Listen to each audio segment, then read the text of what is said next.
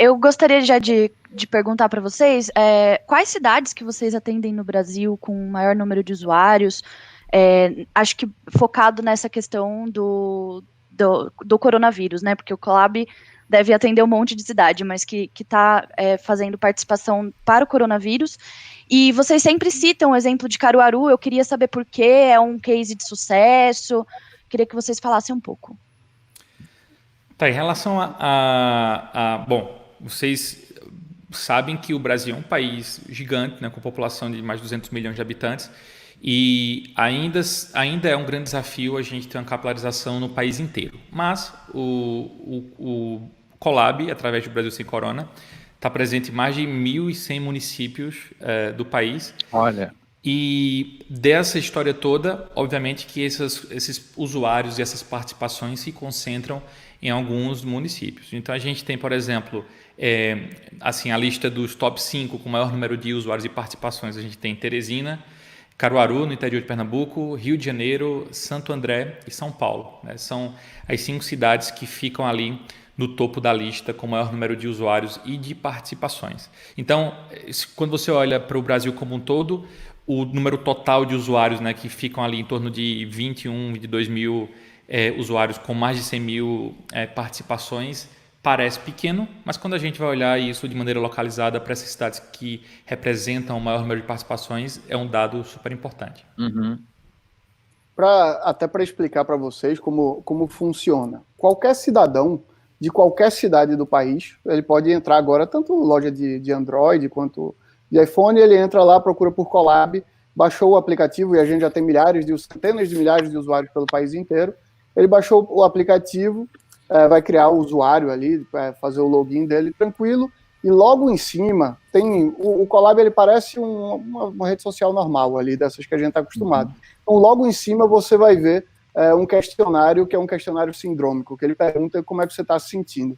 E aí você vai respondendo como é que você está se sentindo, e ao finalizar isso, você é o que representa, é o que o Onísio está falando, que representa um reporte de um usuário. Por trás é quando começa a rodar toda a parte epidemiológica em si, para poder fazer todos esses relatórios, todos esses reportes. Então, a gente tem aqui em cerca de 3 meses, eu acho que menos de 4 meses, desde que a gente lançou a plataforma, a gente tem usuários em mais de 1.100 cidades do país inteiro reportando. Isso dá um volume absurdo. Quando a gente compara, inclusive, com outras plataformas, é impressionante a quantidade de reporte que tem.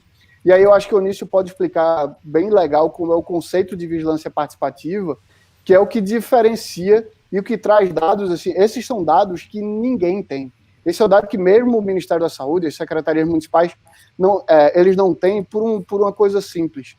Eles contabilizam casos a partir do momento que são testados, que são pessoas que bateram no sistema de vigilância epidemiológica local. No caso da gente, a gente antecipa de uma forma, e o Onísio pode explicar isso de uma forma bem mais clara. Não, perfeito. Para ser uma plataforma de vigilância participativa, ela tem que seguir uma estrutura e um fluxo que está descrito muito bem na literatura científica, né? Uma vez que isso existe desde 2003. Então, ela precisa ter uma porta de entrada para que o cidadão ele forneça a sua informação de maneira voluntária, colaborativa. Isso pode ser um aplicativo, que é o caso do Brasil Sem Corona, que é o caso do Colab. Pode ser um site, que é o caso do InfluenzaNet aqui na Europa. Pode ser um SMS, que é um projeto que a gente tem aqui na Suíça. Enfim, a porta de entrada, ela pouco importa, né? O que vai importar mesmo é a participação constante do usuário.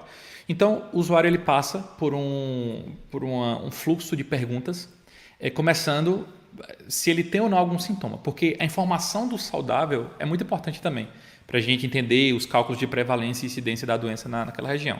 Então, a gente pergunta se ele tem ou não algum sintoma. Se ele tem um sintoma, então ele é direcionado no fluxo, e aí faz algumas perguntas até a gente entender mais ou menos o quadro sindrômico que aquele usuário tem.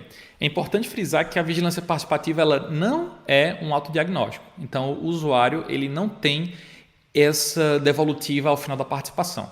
A vigilância participativa é uma maneira de construir um cenário de informações sobre epidemias de maneira colaborativa, inclusive resgatando os conceitos de controle social que o próprio SUS tem e que é tão almejado assim para aquelas pessoas que apostam e entendem o SUS como um modelo de saúde relevante para a sociedade. Então, a vigilância participativa é isso, né? Então, a partir do momento que as pessoas reportam sintomas, a gente vai buscar padrões. Grupos de pessoas com sintomas semelhantes no mesmo espaço e ao mesmo tempo. Quando a gente encontra um padrão como esse, a gente transforma esse dado em informação, coloca isso em painéis de monitoramento e aí os gestores de qualquer cidade do Brasil conseguem ter acesso a esses dados para entender como é que está a distribuição da doença em seu território. Né? Se a gente sabe de maneira antecipada o que está acontecendo, a gente pode antecipar também as ações de controle para que esse dano não seja tão grande se a gente não tivesse uma ferramenta dessa para fazer esse tipo de monitoramento. Né? E como o Gustavo explicou, qualquer sistema de vigilância em saúde, não importa se é no Brasil, se é nos Estados Unidos, se é na Europa, qualquer um, por característica, tem esse atraso da contabilização dos casos. Né? Uma vez que o indivíduo doente ele só vai se tornar um caso de maneira oficial para o governo, para o sistema de saúde, quando ele chega no sistema. Né? Mas entre ele adoecer e ele chegar no sistema, possui uma lacuna gigante.